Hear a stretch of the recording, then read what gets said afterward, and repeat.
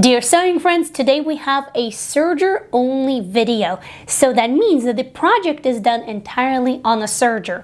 And we just learned a really fun technique in a previous video. So today we're going to practice our skills and in the process make something useful. The project for today is this pieced blanket. It's also a great scrap buster, and we're going to complete it by using a flat lock technique on a serger. For this project, I'm going to be using fleece that I had left over from making these couch cushions, and then I also had a corresponding print totally by chance, but I thought that these two greens will go really nice together.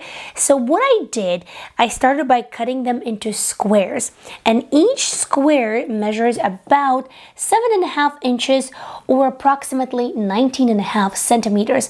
And as always, these are just my measurements according to what fabric scraps I had. You can use your own, and those don't have to be squares. You can also work with rectangles. Now you will need to decide how big you want your blanket to be. Mine is going to be on a smaller size, just a little play blanket, 4 squares in each direction. Next, let's set up our machine, and as I mentioned, we're going to be using a flat lock seam.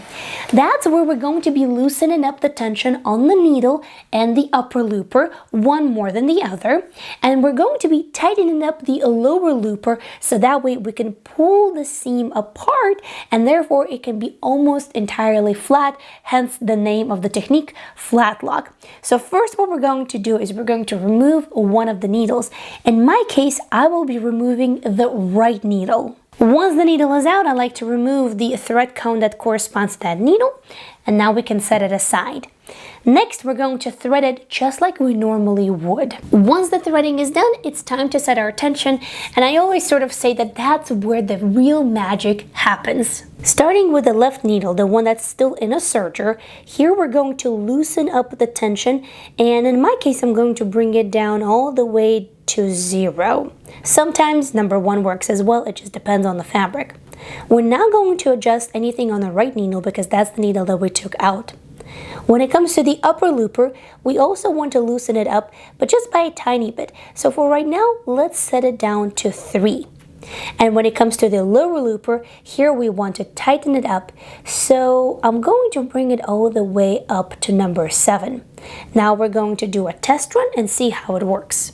Once you have your little sample, you want to pull the fabric pieces apart so that way you can assess if the seam is flat enough or if you need to adjust anything on the settings. And I think that so far it's actually pretty perfect. Now I just did a full step-by-step detailed video with troubleshooting on a flat lock seam and what to know, how to do it. So if you need more problem solving and adjustments, then definitely check it out. It's a short video, but it will help you out. I will leave the link in the description. Another thing that I would suggest doing here, especially if you are working with fleece, is actually increasing the stitch length. As you saw, I went from 3 up to 4, that's the max on my serger, and it's a simple rule of thumb that applies to both sergers and sewing machines. When you're working with really thick fabrics, increase the stitch length. When you're working with really thin fabrics, decrease it. In thicker fabrics, it will help you to go smoother through all of the layers, and in the thinner fabrics, it will help to reduce all of the puckering. Now all we have to do is grab our squares, place these right sides together, align them at the sides, and start serging. Flat lock is also a double-sided technique, so it's really versatile. And here I have 2 small examples on scrap fabric, and you can see that I prefer the one where you place your fabric right sides together, but you can also opt for the other one. It's definitely up to you. Now, I personally prefer working in rows, so from here, you just continue adding squares until you're done with all of the squares in one row. Now, once we got all of our rows done, now we're going to connect them. And the same principle as we did before, we're going to place these right sides together, we're going to align everything, and then serge. To make sure that everything really does match up as I serge, I like to add a pin at the intersection of all of these seams. From here, continue piecing the rows together until you're done with the entire blanket. If you're worried about some of the threads popping out and the seam coming apart right here at the intersection, I totally hear you. I have that happen once in all of the years using a flat lock seam, so definitely food for thought. So I figured that when you're piecing your rows, instead of letting the serger cut off the serger tails at the intersection, go ahead and cut them off yourself. Leave yourself a little bit of an allowance. When you are just about to serge over that spot, instead of letting the serger cut it off, you either retract your serger knife and then serge over it, or you serge over it very carefully without cutting anything off. That way, that serger tail is tucked in and not cut off.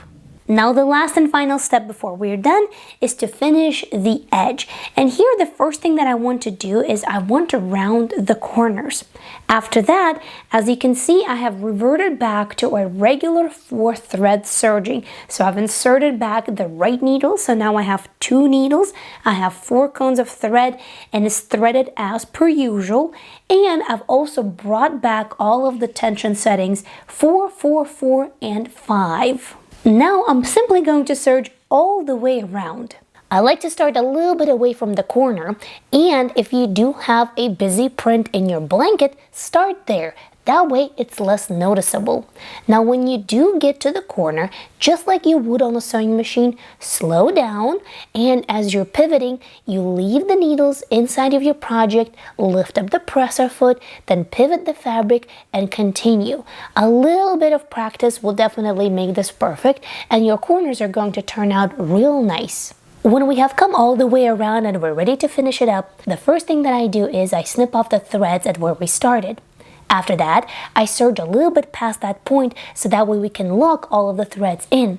However, be careful not to snip anything off with a serger knife, otherwise that defeats the purpose. Once you're done, simply pull the project away as you continue serging and then snip off the thread. After that, just tuck it in and hide it and you're all done. I have entire serger series on the channel, so definitely subscribe for more videos, and thank you so much for watching. I'll see you soon in another one. Bye!